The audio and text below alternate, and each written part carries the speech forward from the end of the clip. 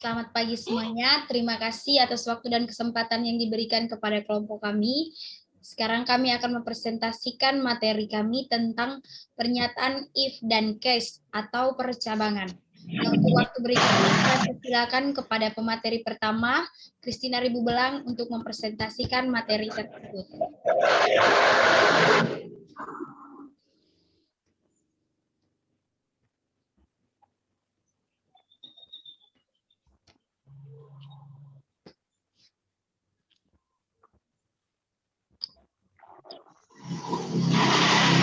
Terima kasih atas kesempatan yang diberikan. Langsung saja pada materi pertama, yakni statement if then. Bentuk struktur if then adalah sebagai berikut, yakni if kondisi then statement. Statement ini digunakan untuk mengendalikan jalannya suatu program berdasarkan suatu kondisi atau syarat yang diberikan. Bila kondisi yang diseleksi terpenuhi, maka statement yang mengikuti then akan diproses. Sebaliknya, bila kondisi tidak terpenuhi, maka yang akan diproses statement berikutnya. Jika kondisi bernilai benar atau true, maka statement akan dikerjakan. Sebaliknya, jika kondisi bernilai salah, maka statement tidak akan dikerjakan. Nah, contoh di sini yakni contoh program lulus. Di sini kita lihat bahwa if nilai lebih besar 60 then, right line-nya lulus dilaksanakan apabila nilainya lebih besar dari 60. Untuk lebih jelasnya, mari kita lihat contoh pengkodingan berikut. Baik teman-teman, kita lihat pengkodingan di sini. Suatu kondisi atau ekspresi akan dikerjakan jika kondisinya terpenuhi. Tetapi jika kondisi tidak terpenuhi, maka ekspresi di dalam struktur if ini tidak akan dijalankan. Nah, di sini kita lihat if biologi nilainya lebih besar dari 60. Setelah itu kita run. Nah, saya masukkan nilai biologinya misalnya 70. Setelah itu kita output.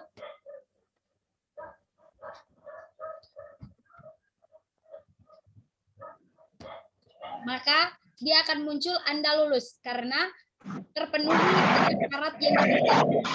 Right line-nya jika Anda lulus, jika nilai lebih besar dari 60 maka Anda lulus. Nah, sekarang saya coba buat jika nilainya kurang dari 60, maka program itu tidak bisa dikerjakan. Kita run ulang.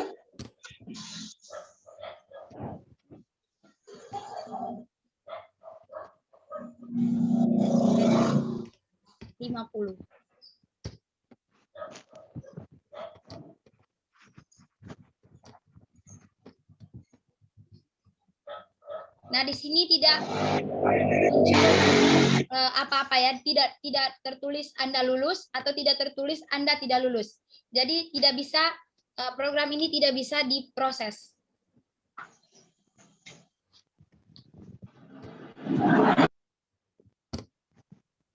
Oke, yang berikut saya persilakan kepada teman Veronica Siba untuk mempresentasikan materi berikutnya.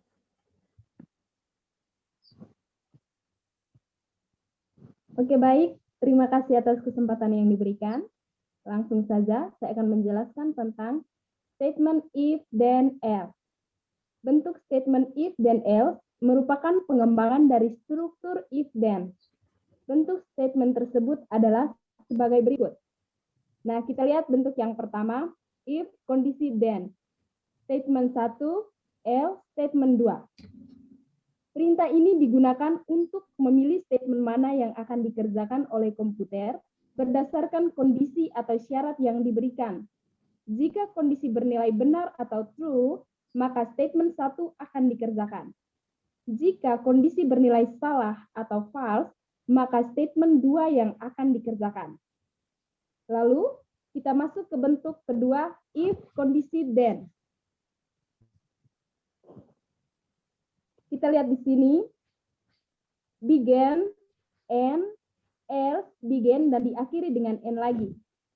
Statement 1 dan statement 2 dapat berupa suatu blok statement tersendiri yang diapit oleh begin dan diakhiri oleh N seperti dalam bentuk kedua tadi. Coba dilihatkan bentuk keduanya seperti ini, teman-teman. Oke, selanjutnya apabila kata else digunakan, maka statement antara then dan else tidak diakhiri dengan tanda titik koma. Jika diakhiri dengan tanda titik koma, maka statement setelah kata else tidak akan dikerjakan, atau penyeleksian kondisi akan berhenti pada statement sebelum kata else. Jika tidak menggunakan kata else, maka statement setelah then harus diakhiri dengan tanda titik koma. Nah, untuk lebih jelasnya, mari kita lihat pengkodingan berikut.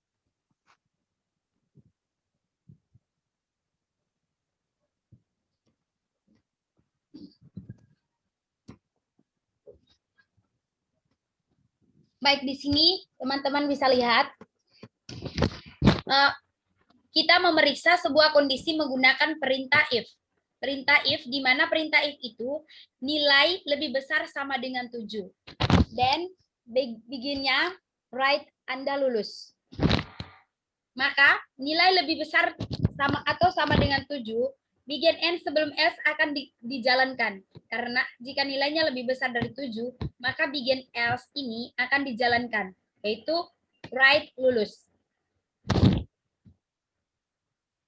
Misalkan saja kita input nilai. Nah, saya run dulu. Kita input nilai.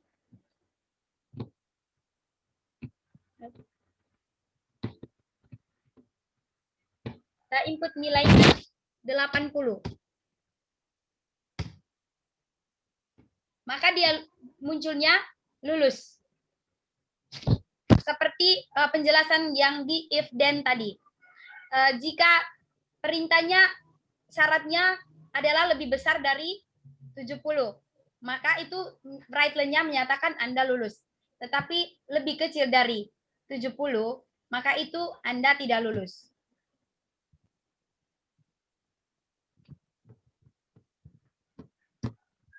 Oke, yang berikut statement case. Nah, statement case mempunyai bentuk sebagai berikut. Yang pertama, bentuk case of. Bentuk case of, case expression of, nilai 1. Nilai 1 ini atau expression 1. Dia statement 1, statement 2, statement 3, N, dan diakhiri dengan N lagi. Yang berikut bentuk case of else. Case, kondisi of, atau kondisi ini atau expression. Nah, bentuknya nilai 1 atau statement sama dengan statement 1, nilai N sama dengan statement N. N ini berarti 1, 2, 3, dan seterusnya. Yang berikut else, setelah itu statement lain, dan diakhiri dengan N. Nah, struktur case of mempunyai suatu ungkapan logika yang disebut dengan selektor dan sejumlah statement yang diawali dengan suatu label permasalahan atau case label yang mempunyai tipe sama dengan selektor. Nah, statement yang mempunyai case label yang bernilai sama dengan case label yang bernilai sama dengan nilai selektor akan diproses, sedang statement yang lainnya tidak. Jadi misalnya nilai selektor sama dengan case label, nilainya sama, maka statement itu yang akan diproses. Misalkan kalau nilainya tidak sama, maka statement itu tidak bisa diproses. Jadi harus salah satu statement nilainya sama dengan case label. Yang berikut, nilai kondisi harus suatu kondisi yang nilainya berjenis original atau dapat diurutkan. Jadi diurutkan dari 1, 2, 3. Nah, yang berikut nilai 1, nilai 2, dan seterusnya dapat berupa sebuah nilai berjenis original atau sesuai dengan jenis kondisi atau beberapa nilai yang dapat dipisahkan dengan tanda titik koma. Oke, kita masuk saja pada contoh pengkodingan case of. Nah, di sini teman-teman lihat. Nah, konstruksi case akan membandingkan atau memeriksa setiap nilai yang sama dengan ekspresi. Nah, ketika ada nilai yang sama, maka aksi pada bagian tersebut akan dieksekusi. Nah, di sini statement 1, 2, 3, 4, 5, ini nilainya ada yang sama dengan grade di atas. Nilai B. Nah, berarti ini kita bisa eksekusi atau bisa kita jalankan. Kita run. Setelah itu kita output. Maka hasilnya bagus. Ini sama dengan B Brightland bagus, maka grade B ini nilainya sama. Nah, seandainya kalau tidak ada satupun nilai yang sama, maka program tersebut tidak bisa dijalankan.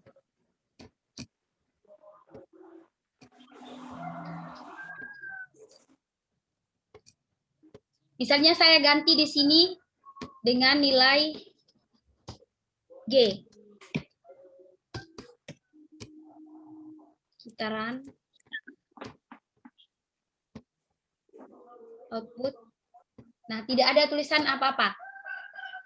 Dia tidak bisa menjalankannya karena nilainya tidak sama dengan statement 1, 2, 3, 4, dan 5 tadi. Nah, untuk mengatasi ini, kita bisa menambahkan else pada program ini. Nah, saya tambahkan else di sini.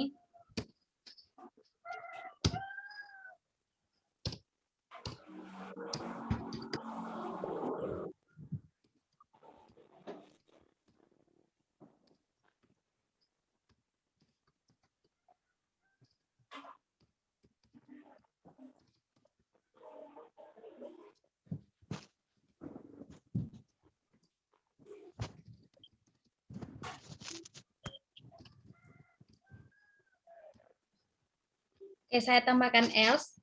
Setelah itu kita run. Oke.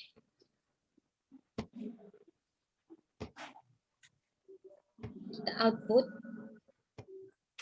Nah, maka hasilnya grade nilai salah. Jadi, misalnya tidak ada nilai yang sama, tetapi kalau kita tambahkan dengan else, maka program tersebut bisa dijalankan. Sehingga hasilnya seperti ini.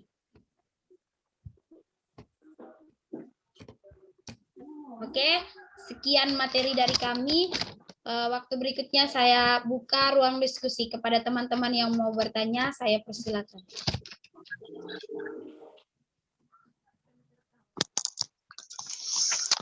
Oke, saya bisa bertanya.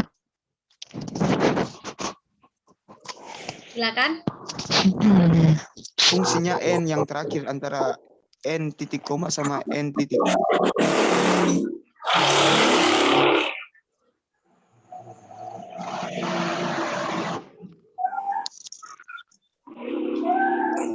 Oke. Coba bisa dijelaskan. Baik, Saudara Fian, saya akan menjelaskan sesuai pertanyaan saudara. N terakhir yang ada titik koma itu merupakan untuk mengakhiri case-nya, bukan mengakhiri program secara keseluruhan dari judul sampai akhir. Jadi untuk N yang titik koma itu mengakhiri yang bagian case-nya, bukan secara keseluruhan. Bisa dipahami?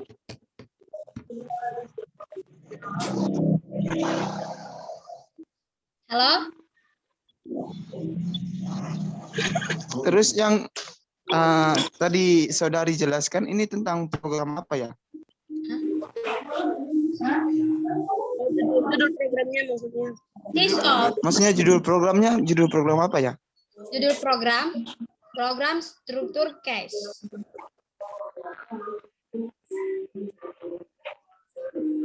Ya, terus yang di sini yang saudari jelaskan itu yang kita hitung ini apa? Maksudnya nilai apanya? Tidak ada penjelasan di atas bilang nilai apa yang harus dihitung kayak begitu, nilai apa ya? Nilai kayak programnya tuh kayak cuman ambil ke program intinya saja kayak penjelasan. Kita program ini tidak ada sih. menjelaskan dari apa yang apa yang didefinisikannya. Jadi case of itu merupakan konstruksi yang seperti saya jelaskan tadi. Kalau saudara dengar berarti saudara paham.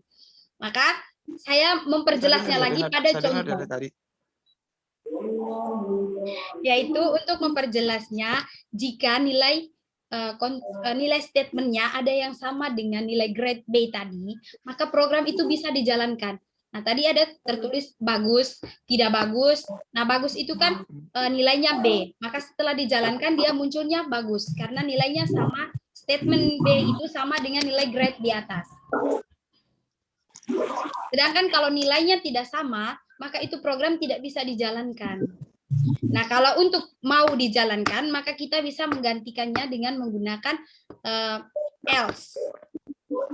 Sehingga bisa terbaca atau bisa dijalankan. Bisa dipahami? Sabar. Waktunya sisa beberapa menit saja, jadi kalau masih sabar-sabar begini, saya persilakan kepada teman yang lain dulu. Coba lanjut ke Ferninya dulu, Saudari Ferni, biar sebentar baru saya lanjut saya punya pertanyaan.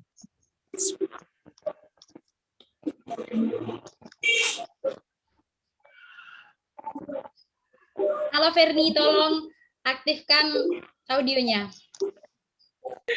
Oke, baik. Tadi saya bertanya di contoh yang pertama toh, tadi tentang program dan tidak lulus. Nah, terus tadi pas masukkan nilai 60 itu kan dia lulus. Terus pas masukkan nilai 50, apakah tanda stripnya yang tanpa, yang di outputnya kan tidak ada tulis tidak lulus toh yang nilai 50 tadi.